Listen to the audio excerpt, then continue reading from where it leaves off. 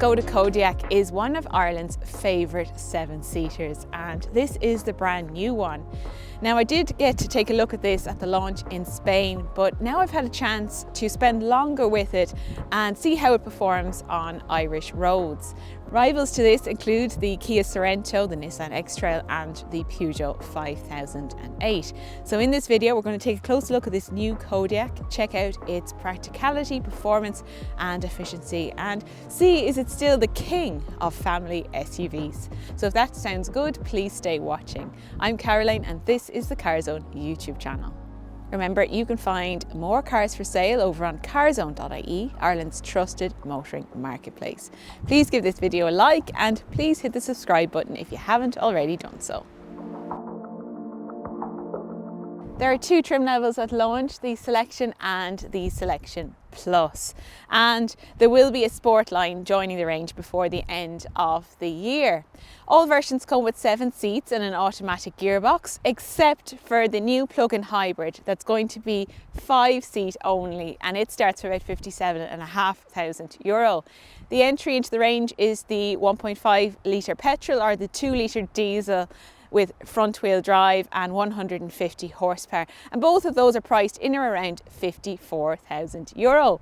Then there's this, it's the top of the range 4x4 diesel. It's a 2 litre unit with 190 horsepower.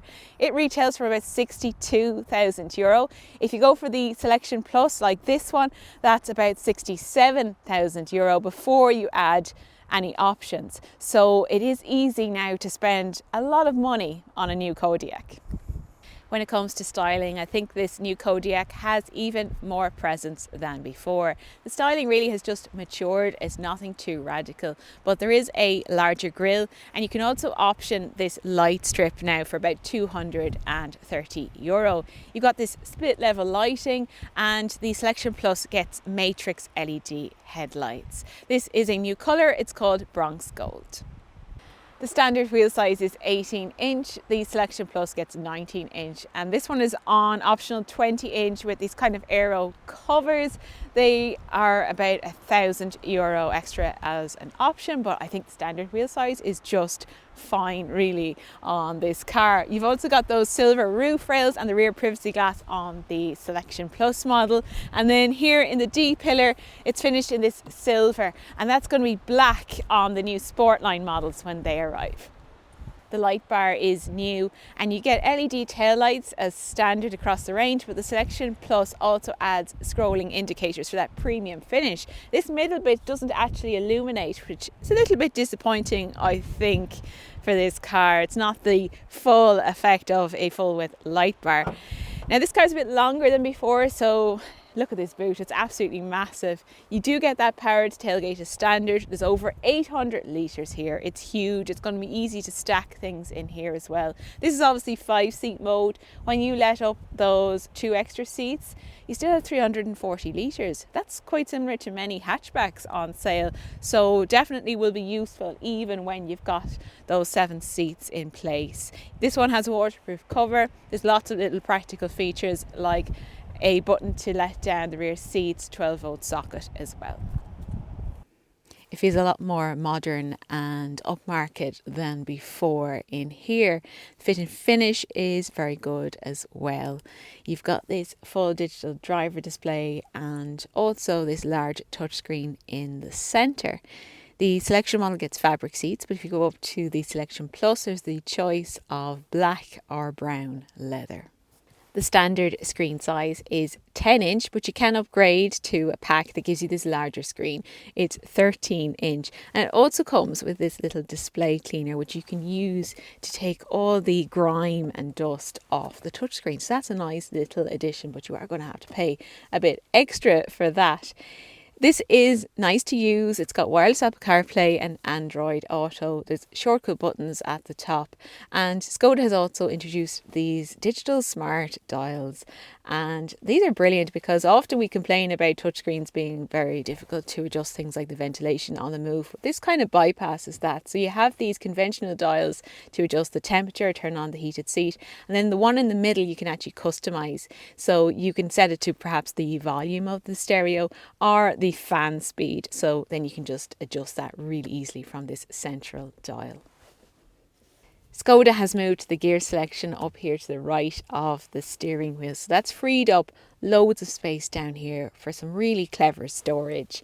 You've got a big cubby here onto the armrest. And in this covered area, you have cup holders. And then there's also 2 wireless smartphone charging pads. And they come as standard across the range.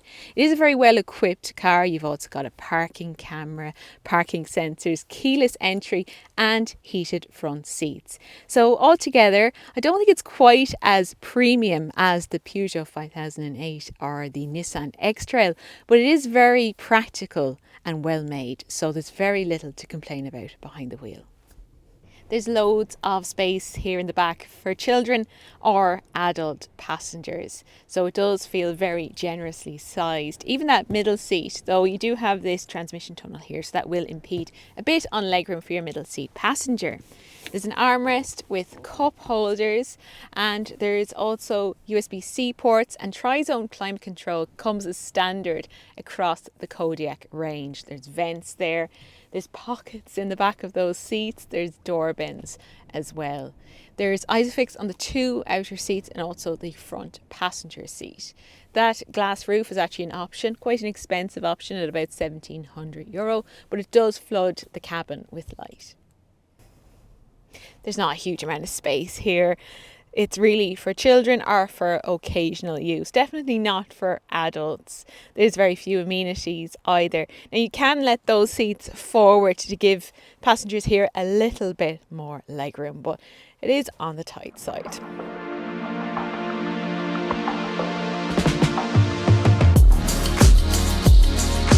Kodiaq is one of the last of these 7-seat SUVs to offer diesel engines, so it's gone from the likes of the Nissan X-Trail, the next Peugeot 5008.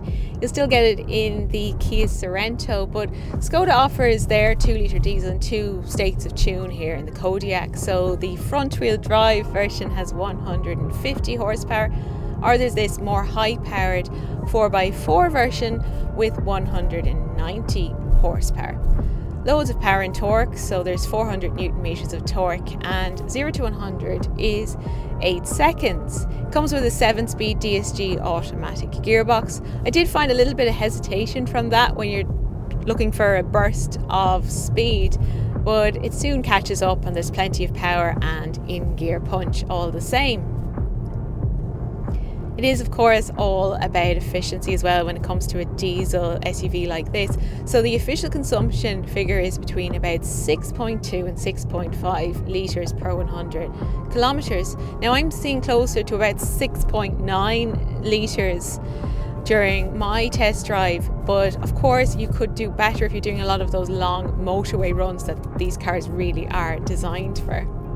You will get better efficiency from the front-wheel drive diesel Kodiaq, so that's certainly one worth considering. But this one's great if you need that extra power and torque for towing. So it's got a towing capacity up to 2.5 tons.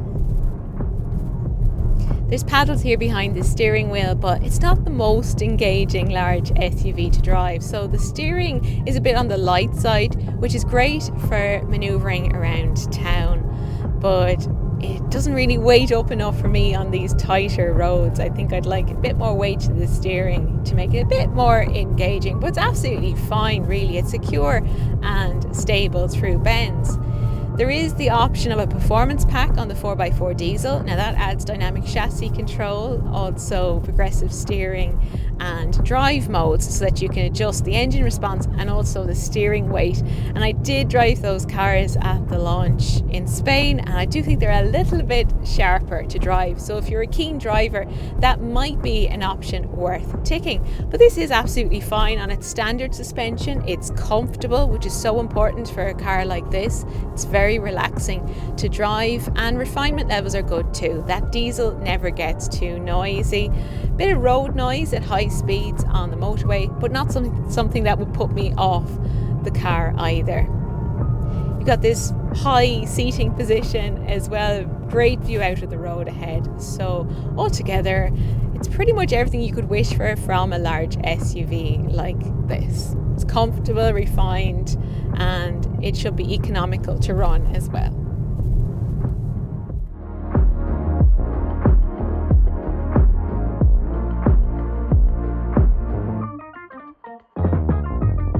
Skoda hasn't reinvented the wheel with this new Kodiaq because it's still huge inside and it's packed with practical features. The biggest change is probably on the inside.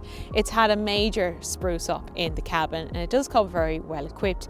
Now it is easy to spend a lot of money on a Kodiaq, but I do think there's value to be had in the range, considering how big and practical it is, even if you just use it as a 5-seater with an enormous boot. So altogether, it's just still a really solid and sensible choice of large SUV. You really can't go wrong with a Skoda Kodiaq. If you'd like to find your own Skoda Kodiaq, whether that's new or used, head over to Carzone.ie, Ireland's trusted motoring marketplace, and you'll find lots of great examples there. Please give this video a like and please hit the subscribe button if you haven't done so already. So thanks for watching and I'll see you soon.